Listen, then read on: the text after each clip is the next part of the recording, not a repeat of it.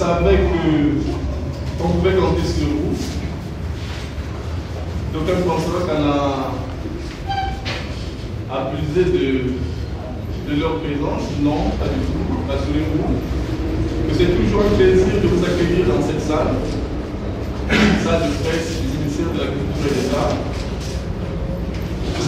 Et en ce jour, le forum a formulé cette invitation à votre endroit pour être ensemble, puisque désormais nous disons allons plus loin ensemble. Et le forum est là pour accompagner également dans le vivre ensemble. C'est ça aussi la définition du forum. Vivre ensemble, nous sommes dans le vivre ensemble. Le vivre ensemble, c'est le partage d'ensemble. Le vivre ensemble, c'est les échanges d'ensemble. Et c'est aussi ça la fratrie congolaise. La fratrie congolaise, lorsque Sylvain Béva parlait de la fratrie congolaise, c'était déjà la vision du vivre ensemble.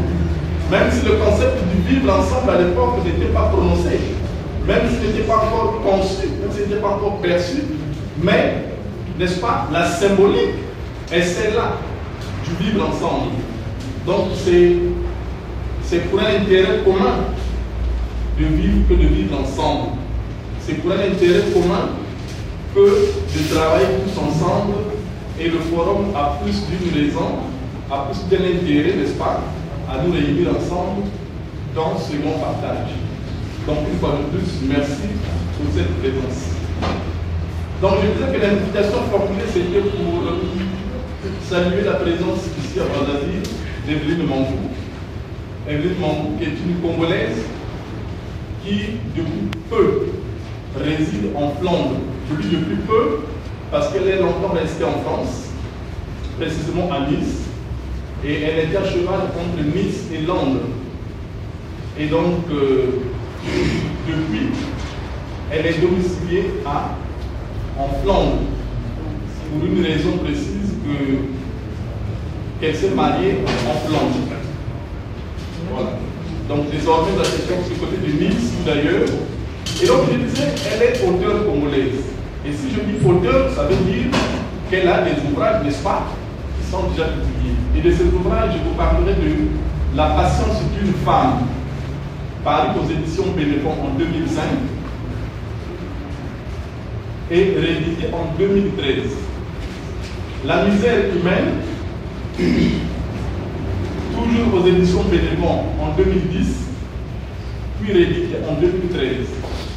Dialogue imaginaire et imagé entre la mère et le fœtus, aux éditions publiques en 2011, puis en 2013.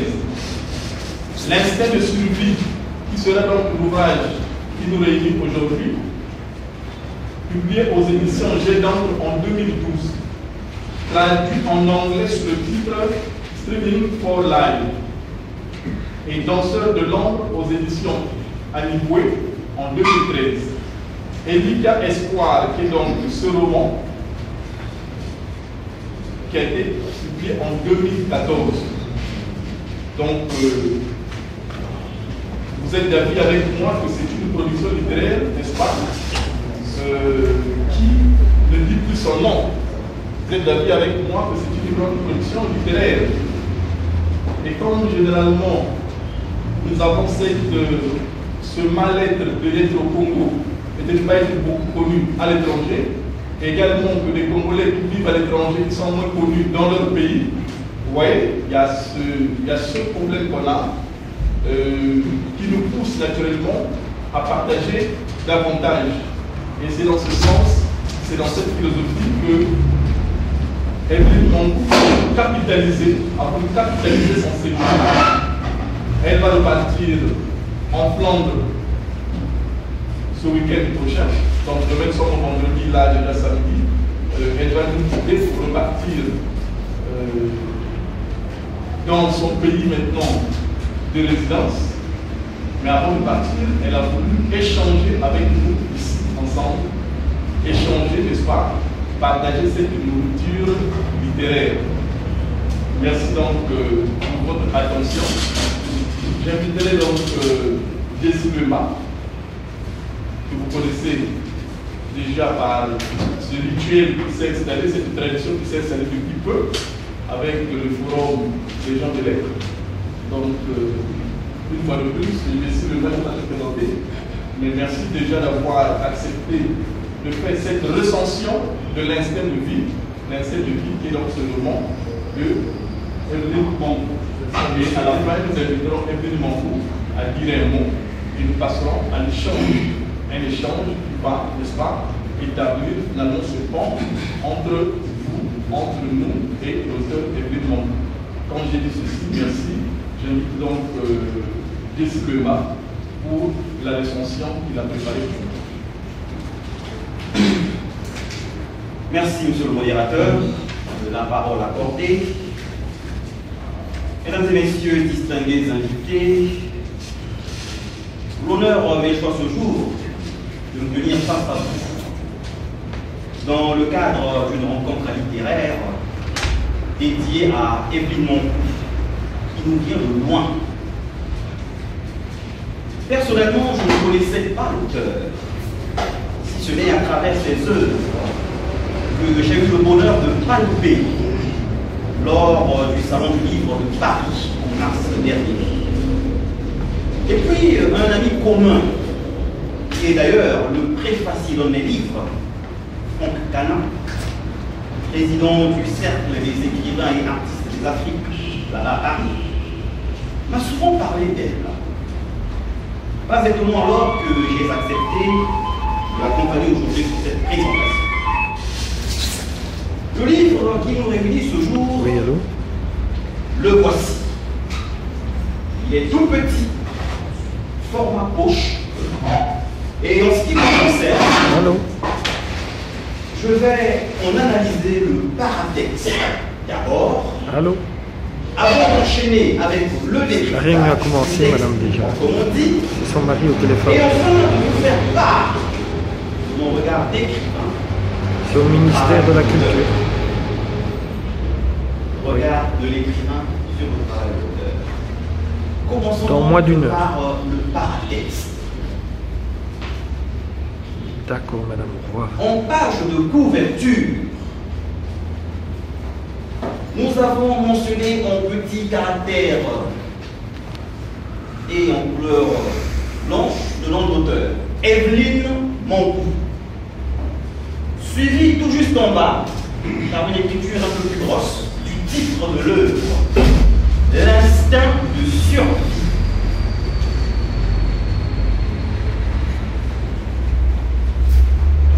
En bas, au centre, nous avons la maison d'édition, l'empreinte.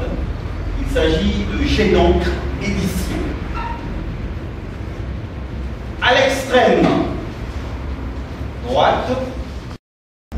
Et donc le séjour malheureusement arrive à la fin, peut-être qu'on aurait, on se serait encore revu pour certains, mais c'est pas grave.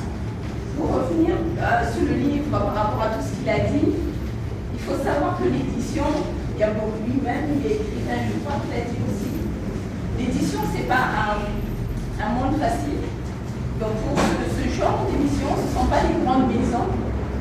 Donc par rapport à la qualité du texte, donc là je commençais par la qualité du texte. Pour les petites maisons d'édition, donc ça c'est une petite édition. Une fois qu'on a donné son texte, on n'a plus vraiment la main sur le texte. Donc c'est la maison d'édition qui le gère et ils ne mettent pas beaucoup de moyens non plus pour rendre un travail potable, si je peux le dire dans ce sens. Donc ce n'est pas évident la petite édition.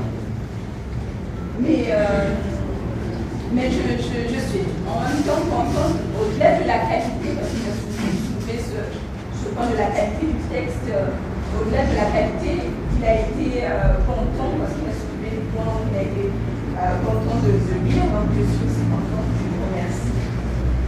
Et qu'est-ce que je peux dire de ma personne? Je suis d'ici. C'est vrai que je ne viens pas souvent, la dernière fois que je suis venue, c'était au mois de mars, donc certains, on s'était déjà vu. Et là, je reviens, et je reviendrai encore. Je suis d'ici.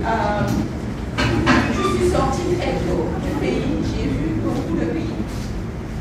je dis toujours c'est ce qui fait ma force. Et je me définis par rapport à l'écriture, en fait. Bon, c'est vrai que l'éditeur a mis le roman, mais je dis toujours qu'en fait, je ne fais pas du roman, je fais des novellas. Novellas, je m'explique. C'est entre la nouvelle et le roman. Ce ne sont pas des romans parce que y a des critères qu'il faut remplir certains critères pour un roman. Le roman, c'est du travail beaucoup plus sévère. Ce n'est pas de la rigolade, un roman. Et la nouvelle, c'est encore, elle est trop petite encore pour arriver à ce niveau-là. En fait, le novella, c'est entre la nouvelle et le roman. Donc moi, je suis dans ce créneau.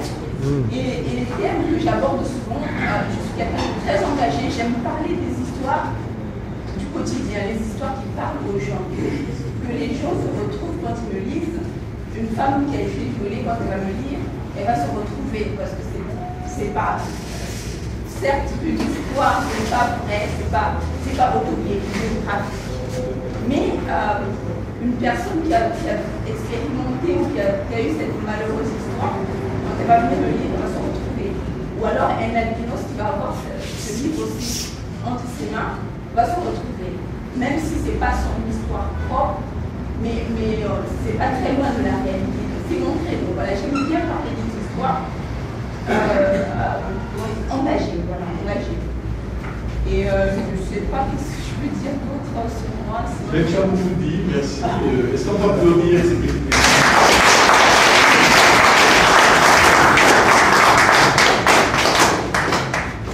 S'il y a quelque chose de difficile à faire, c'est de parler de soi-même. Parler de soi-même, on ne sait pas par quel bout commencer, quelle panne prendre, quelle panne ne pas prendre. Comprenez la difficulté d'Evelyne Moncourt, qui ne sait plus quoi dire. Et donc, quand c'est comme ça, il faut tout de suite lui retirer la parole, sinon elle va nous parler de toute sa jeunesse. Alors, puisque nous avons tous suivi la trame de son ouvrage, nous avons suivi tous les éléments critiques qui ont été versés à ce sujet. Donc, on n'avait pas encore lu cet ouvrage, mais là, on vient de prendre corps avec cet ouvrage, certainement des réactions de la part aussi de l'assistance que nous composons, la parole à qui la veut, et nous ferons du tic au tac. Donc, c'est un échange qui va se faire comme ça, n'est-ce pas, à chaud, dans notre échange. Voilà. Et tu veux se jeter à le premier? En tout cas, pas au bombé. Vas-y, vas-y. Laissez le temps du chat.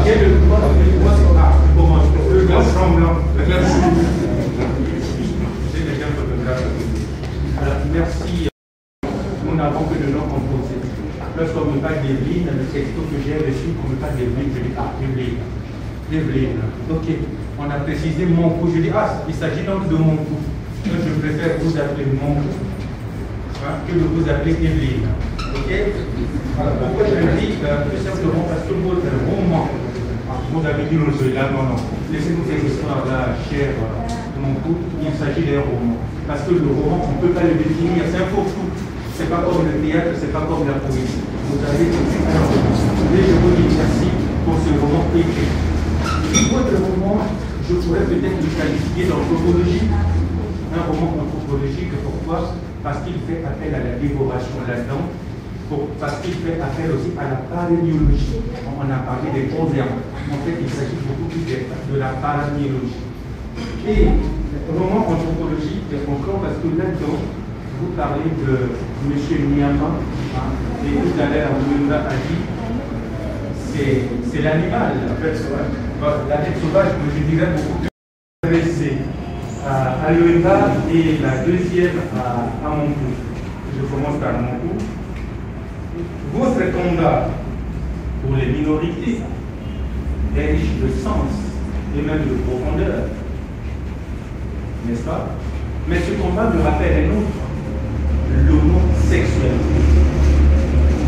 Parce que les homosexuels sont aussi considérés comme des minorités. vous vivez en Europe. Certainement, vous êtes européens. Vous êtes de passage à Brazzaville, donc en Afrique. Vous êtes vous-même africain. Quel regard, cher monde, portez-vous aujourd'hui sur l'homosexualité, aussi bien en Europe qu'en Afrique? La deuxième question s'adresse à si vous avez continué à Jésus de Baroche. Vous avez parlé de paratexte. Ça m'a vraiment fait plaisir.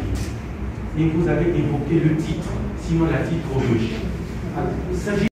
Moi, mon combat, c'est sur les albinos. On peut être au four et au moulin. On peut être de tous les combats. Dans la vie, il faut faire un choix.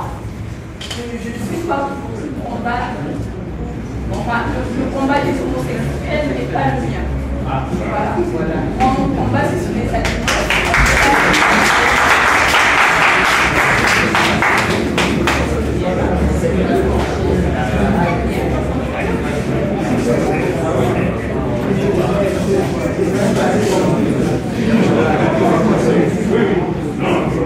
On n'a pas fini avec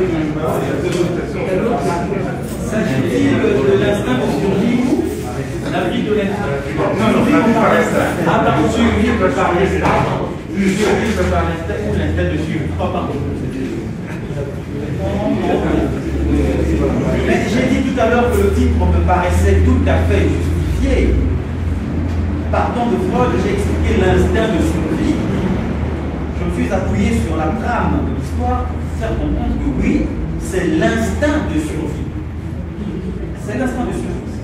Sauver sa vie, sauver la peau du bébé face à une menace représentée par toute une communauté. L'instinct de survie est une conception, c'est une philosophie. Elle n'est pas opératoire. Mais survivre à l'instinct, nous sommes dans la pratique. Je pense qu'il s'agit beaucoup plus pour cette femme de survivre par l'instinct que de la survie de l'instinct. cher ami, en fait, cher ami, je pense que nous par instinct de survie et nous vivons tous par nous menons tous une vie d'instinct.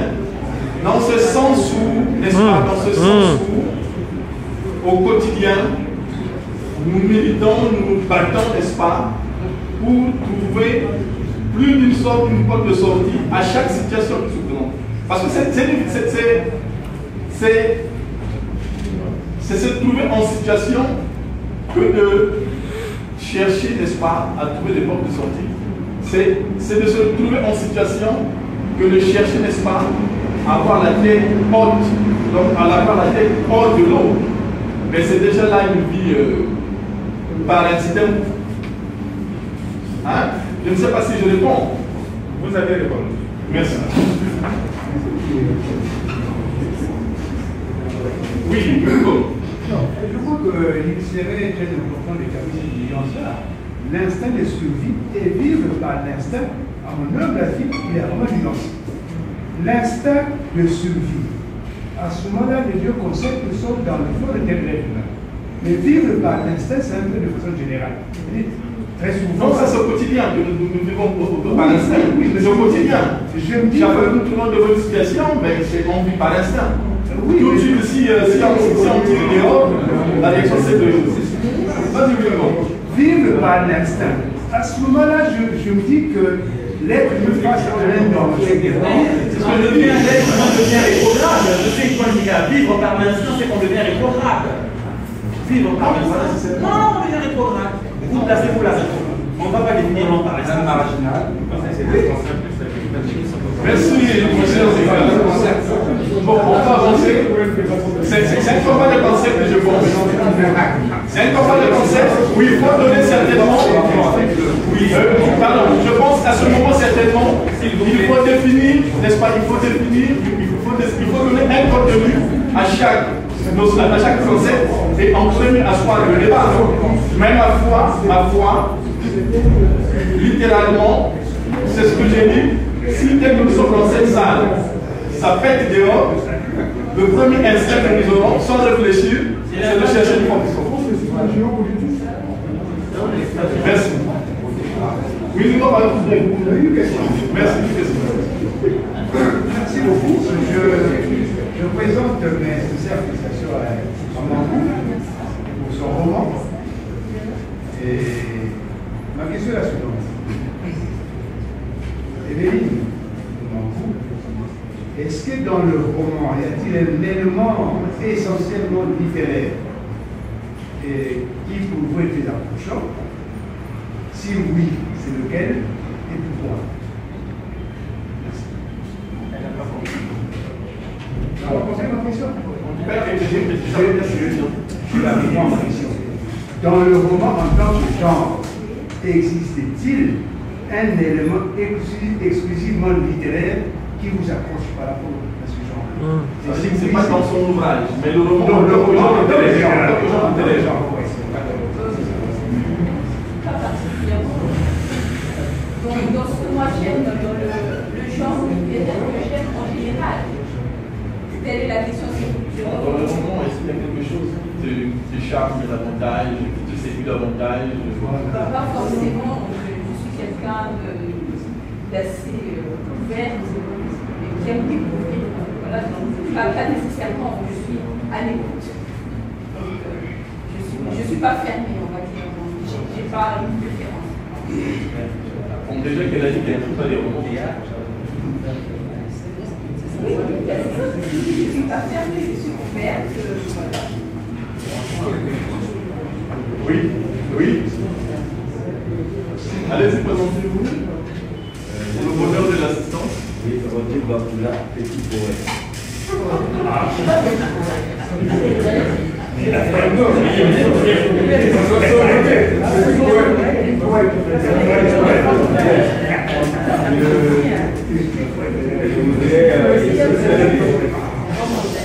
Non, voilà son nom. Oui, je parle très fort. Oui, allez-y, non, très bien.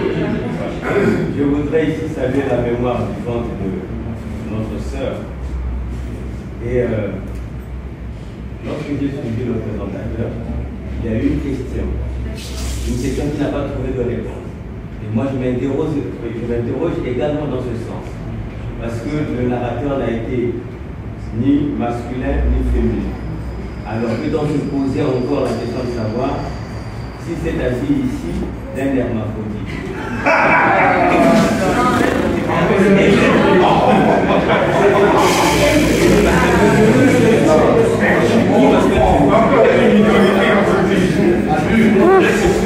En réalité, il y a un jeune garçon, je pense qu'il n'a peut-être pas été très attentif.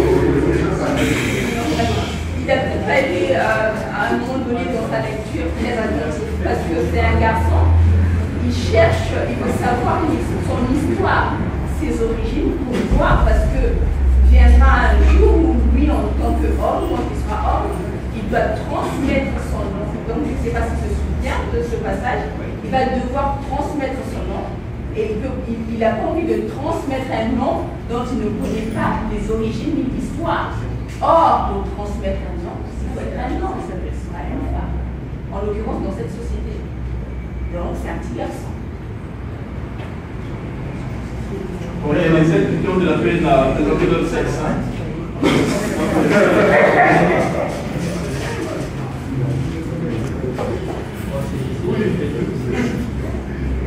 Bonjour, je m'appelle Arthur Tomolo. J'ai quelques questions et des observations sur le livre. La première chose qui m'a touché, c'est une phrase tirée de cet ouvrage.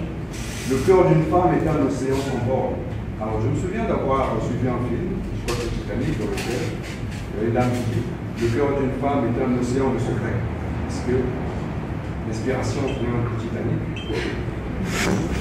Deuxième question. Vous pouvez répondre aussi. Si toutes les femmes ne sont pas mariables, que sont-elles? Quelles sont les conditions de, enfin, passez-moi l'expression, de mariabilité d'une femme? Je peux aussi répondre tout de suite. Je pense que vous, en tant qu'homme, je ne sais pas si vous êtes marié ou si vous mariez.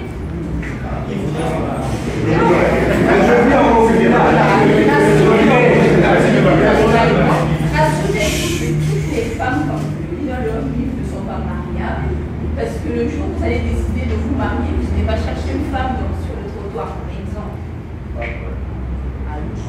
Donc, il y a des femmes, en l'occurrence, qui font cette société, qui ne sont pas mariables si on est mœurs légères.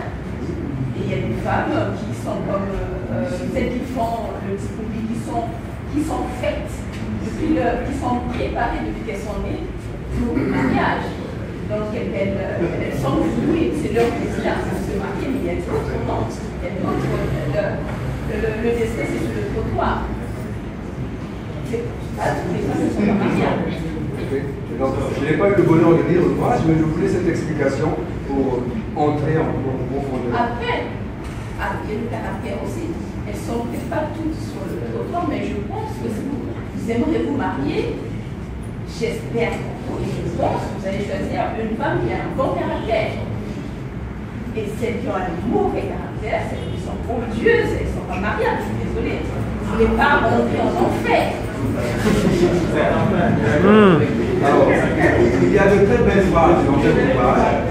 Je retiens par exemple, je venais de faire dans ma vie, dans un acte littéralement, elle se conçoit. Alors, j'ai vu là un parallèle opposé tout à fait merveilleux. Ce sont de très belles phrases. Il y a beaucoup de figures de discours dans votre livre qui attirent l'attention et qui forcent aussi l'admiration. Parce que vous avez une façon plus particulière de faire votre traduction. Vous définissez par exemple un Lundu, donc l'albinos, chez nous, en un enfant de la Lune. Alors, d'où vous vient cette idée de ce mélange entre la Lune et l'albinos? Comment vous En fait, je dis toujours, dans ma tête, il y a un mélange de choses, j'ai un métissage en fait. Les enfants de la Lune existent pour vrai. C'est pas de l'imagination, en fait, c'est des enfants. On ne doit pas exposer au soleil. S'ils vont au soleil, ils vont brûler la probabilité. Mais ce ne sont pas des enfants africains. Je ne pense pas qu'en Afrique, il y a ce problème. Souvent, en Occident. Et donc, c'est un parallèle parce qu'un homme aussi a le même problème. L'exposition au soleil va aussi brûler sa peau. Donc, pour moi, dans mon imaginaire, un albinos, l'équivalent, c'est comme la lune. D'accord. J'ai compris. Bon, on a parlé d'un problème de concordance de temps dans le livre, mais j'ai remarqué que dans le livre, il y a eu la narration de l'auteur et un manuscrit qu'on a eu à lire à l'intérieur. Alors, je comprends la guerre des temps grammaticaux qui pourrait se justifier dans l'histoire, qui est dans l'histoire, parce qu'il y a l'auteur qui s'exprime et il y a le manuscrit qui a son temps. Donc là, déjà, on croit qu'il y a eu cette différence de temps. Et ça, c'est pas un problème, ça peut se faire ainsi. Bon, maintenant, vous êtes un auteur qui est décomplexé, parce que j'ai suivi, et je suis en train de traduire l'auteur, qui est enraciné, qui a enraciné dans ses traductions, et qui a, ça je l'ai déjà dit. Bon, vous avez dit autre chose. Je voulais m'arrêter là. Le son du chacal, vous avez dit Mengamamboa, ni Mamoudou, et vous avez traduit en disant le son du chacal. Qu'est-ce que vous avez dit? Oui. C'est là la beauté de votre traduction qui s'attelle à donner le sens, mais qui, d'une part, égare aussi, parce que la littéralité, le caractère littéral nous permet de mieux comprendre certaines phrases dans la traduction. Parce que cette traduction-là, un occidental la comprendrait mieux qu'un africain. Parce que, comme vous le dites comme ça, un africain est un peu perdu. Mais ici, on aurait pu dire, excusez-moi, je vais essayer de compléter, le chacal vaut le chien. Le son du chacal coule également dans les veines du chien, parce qu'on a parlé de son. Vous voyez, donc, aidez-nous aussi à revenir, je sais que vous êtes un peu là-bas. Mais la phrase est parlée en langue, c'est pas en français. Donc, pour le congolais, peut-être pour une bonne partie quand même au Congo, donc il va comprendre. Mais dans moi, quand je le dis, je comprends. Donc je suppose que dans cette salle, il y a des gens qui comprennent cette phrase. Ceux qui parlent l'arrêt comprennent. Maintenant, je conclue en disant, en vous félicitant parce que c'est un très beau livre. C'est relativement la même. Vous allez vous retrouver avec des commis. Moi, je ne connais pas les commis, j'ai découvert. Vous avez accompli un très grand travail, parce que écrire, c'est pas facile. Écrire, c'est une grande passion. Et une femme qui écrit, moi, je félicite toujours, parce que la plupart du temps, les femmes n'ont pas ce temps-là. Elles sont tellement occupées que lorsqu'une femme écrit, nous sommes obligés de lui tirer notre chapeau. Merci. Une autre réaction? Non. Merci. Oui, merci. Evelyne, félicitations. Parce que je crois que c'est la 5e fois que tu publies, c'est ça? 5e fois? Voilà, donc la première fois, on cessait, la deuxième fois, c'est un coup de foudre, la troisième fois, on a mis le pied à l'étrier. Alors, la question, je voulais simplement savoir, je n'ai pas compris lorsque le présentateur critique est parti du Burundi pour la Voula. En fait, j'ai entendu, je suis arrivé, je suis un peu en retard, mais le livre s'appuie, je crois, sur un article de presse qui parle du Burundi, et puis ensuite on a atterri à la Voula. Est-ce que, en quelques mots, on peut éclairer ma langue? En fait, le Burundi, c'est juste un article qui a été publié, un fait divers qui s'est déroulé au Burundi, donc qui parlait d'un enfant adulte qui avait été assassiné. Mais ça ne fait pas partie de l'histoire, c'est juste pour introduire, pour montrer qu'en réalité, ce qui est dit dans ce livre, ce n'est pas du fond, mais ce sont des choses qui se passent réellement. Il y a des articles de presse qui en parlent. Mais le Burundi n'a rien à voir avec le reste de l'histoire. C'est un article indépendant. D'ailleurs, la fin aussi un article. Donc en fait, l'entrée et la sortie, des articles qui parlent de massacre d'albinos, mais qui n'ont rien à voir avec l'histoire. Nous allons prendre une dernière intervention, vous pouvez. Une dernière intervention. Après, on va continuer l'échange. On est là pour continuer l'échange. Merci beaucoup. J'espère que vous pourrez rapporter, parce que je suis un peu souffrant. Et je vais m'envoyer encore une fois félicitations. Le travail continue et c'est une très bonne chose. On a besoin de ce genre de nourriture surtout dans le contexte de la je ne veux pas détailler. Malheureusement, étant donné que ce débat a pris 90% du temps, voilà, mon propos va plutôt s'adresser à lui, parce que dès la part de l'activité, je peux rien dire en plus, n'ayant pas lu en plus l'ouvrage. Je voudrais revenir sur le mot tolérer. Moi, j'ai été un peu choqué d'entendre qu'il faut tolérer les albinos. Quand on est rigoureux avec ce mot, on ne peut pas utiliser le mot tolérer pour les albinos. Parce que quand on tolère, c'est-à-dire qu'on se met au-dessus de l'autre.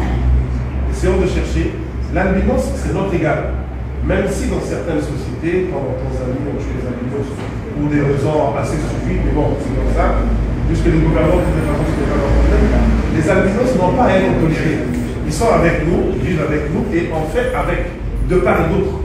Au contraire, on doit mettre en place des structures pour qu'ils vivent mieux, parce qu'on sait qu'ils sont des problèmes au niveau de la peau, ainsi de suite. Donc je voudrais surtout insister plutôt sur le mot tolérance à ce niveau.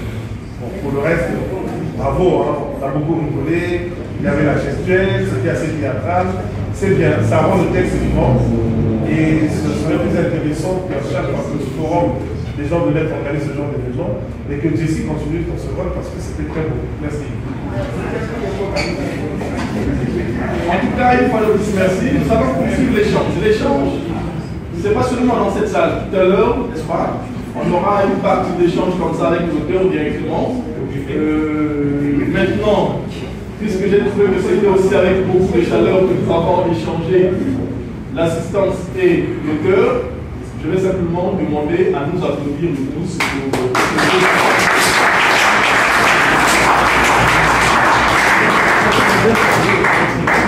et pour clore finalement cette rencontre, puisque mission a été donnée au forum, n'est-ce pas, de nous réunir, ce qui a été fait avec, n'est-ce pas, beaucoup de charme, beaucoup de réalisme, beaucoup d'enthousiasme, de motivation. Je vais simplement donner la parole au président du forum pour un mot de séquence. Ernest Bobo. Bonjour les amis. Bonjour M. Bobo. En tout cas, merci beaucoup. Voilà, c'est tout encore d'avoir répondu après. Nous pensons que avec notre sœur Evelyne Mantou, nous avons été contactés depuis un certain temps pour que nous puissions la présenter à vous. Nous sommes très ravis de l'importance que vous accordez aux lecteurs. Depuis un certain temps, chaque fois que nous avons besoin de vous, vous répondez sans condition. Ça nous fait plaisir. Et cela nous encourage à continuer à écrire. Evelyne, vous êtes arrivé ici, nous sommes contents de vous. Nous vous remercions de nous avoir fait confiance. Et cette confiance, vous voyez bien que ces congrès aujourd'hui ont repris. Ils ont le goût de la lecture aujourd'hui. Et nous le leur donnons. C'est pas une simple chose. Je pense que je suis très ravi également du contenu de ton ouvrage. Parce que le mixage que vous avez eu à faire avec plusieurs personnages, plusieurs narrateurs, mais qui s'expriment tous première personne. C'est un travail mécanique. Merci beaucoup. Je pense que nous allons continuer. Nous avons d'autres ouvrages. C'est pour cette raison que nous invitons tous ceux-là qui ont des ouvrages de venir vers nous. Nous ne les ferons pas les présenter au public trop bien. Nous le faisons maintenant. Et nous sommes ouverts à tout le monde. Le forum des gens de lettres réunit les écrivains et les éditeurs. Donc ceux qui peuvent avoir un peu de temps, puissent venir vers nous pour s'enquérir des documents fondamentaux, à savoir le document et les statuts. Et il y a des autres qui sont disponibles. Alors pour cela, monsieur le modérateur, Evelyne, en tout cas merci beaucoup une fois de plus. Je pense que à ceux qui sont venus, je leur souhaite bon retour et aux prochaines occasions. Merci, Hamza. Je précise simplement que